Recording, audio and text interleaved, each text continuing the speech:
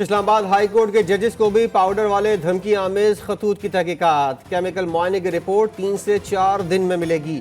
D I G operations کا عدالت میں بیان، ایڈوکیٹ جنرل بولے اسی نوعیت کے خطوط لاہور ہائی کورٹ اور سپریم کورٹ کے 4 ججز کو بھی بھیجے گئے۔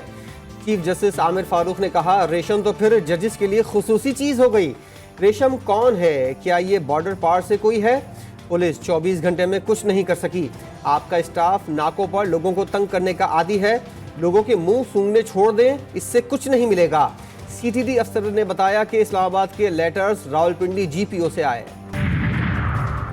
ججز خط از خود نوٹس کیس میں فل کورٹ کی تشکیل کا عندیہ، چیف جسٹس سے ریمارکس دیے عدلیہ کی آزادی پر کوئی سمجھوتا نہیں ہوگا، عدلیہ پر حملہ ہوا تو میرے سارے ساتھی میرے ساتھ کھڑے ہوں گے، کام میں مداخلت ہم پسند نہیں کرتے، اگر کسی کا اور ایجنڈا ہے کہ میں ایسے کروں یا ویسے کروں تو چیف جسٹس بن جائیں، ہم دباؤ نہیں لیں گے، ایڈمنسٹریٹولی کام کر رہے ہیں، ہم نے ایگزیکٹو سے چھپ کر گھر میں یا چیمبر میں میٹنگ نہیں کی، ہم نے ایڈمنسٹریٹو حیثیت میں میٹنگ کی، اس میں اور قانون میں فرق واضح ہے۔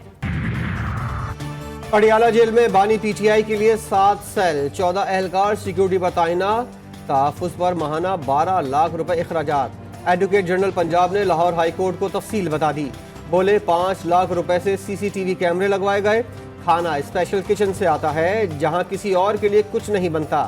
عدالت نے مکمل سیکیورٹی فراہم کرنے کے لیے دائر درخواست پر سماعت عید کے بعد تک ملتوی کر دی۔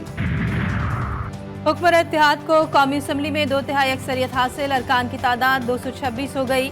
اسپیکر کا سنی اتحاد کونسل کو پارلیمانی جماعت ماننے سے انکار، نئی پارٹی پوزیشن میں تحریک انصاف کے حمایت یافتہ اراکین کو آزاد درج کر دیا گیا۔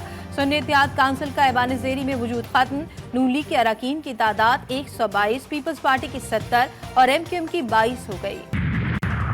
پنجاب میں 9ویں اور 10ویں امتحانات کے دوران بوٹی مافیا ایکٹیو، وزیر تعلیم کا ڈی جی خان کے امتحانی مرکز کا دورہ، عملے کی ملی بھگت سے نقل کا انکشاف، کئی طلبہ پکڑے گئے۔ رانا سکندر کہتے ہیں عملے کی جگہ دیگر افراد بھی ڈیوٹی کرتے ہوئے پائے گئے۔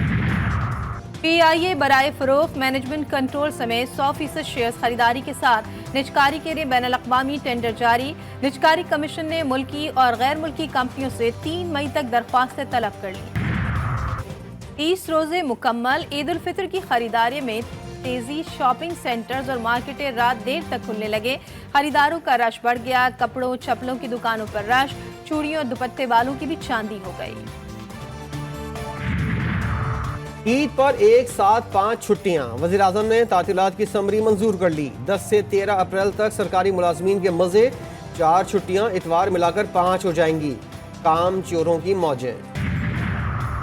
جمعۃ الوداع کو ملک بھر میں تاریخی یوم القدس منانے کی تیاریاں، مجلس وحدت مسلمین کے سربراہ علامہ راجہ ناصر عباس کہتے ہیں اسرائیل کے خلاف بھرپور احتجاج ہوگا، غزہ کے مسلمانوں نے صہیونیت کو رسوا کر دیا، امریکہ کا زوال شروع ہو گیا۔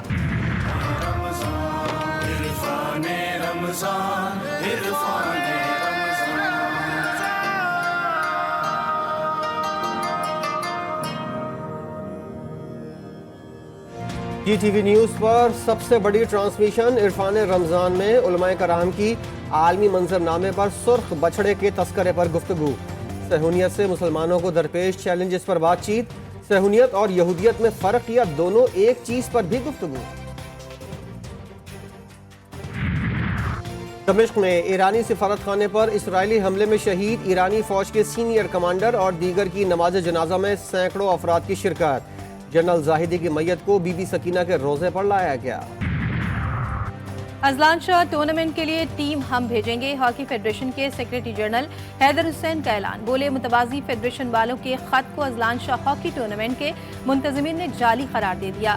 اولمپئن حنیف خان اور کلیم اللہ نے کہا کہ وزیر اعظم نے مداخلت نہ کی تو احتجاج کریں گے، حکومت نے مسئلہ حل نہیں کیا تو انٹرنیشنل ہاکی فیڈریشن 12 سال کی پابندی لگا سکتی ہے۔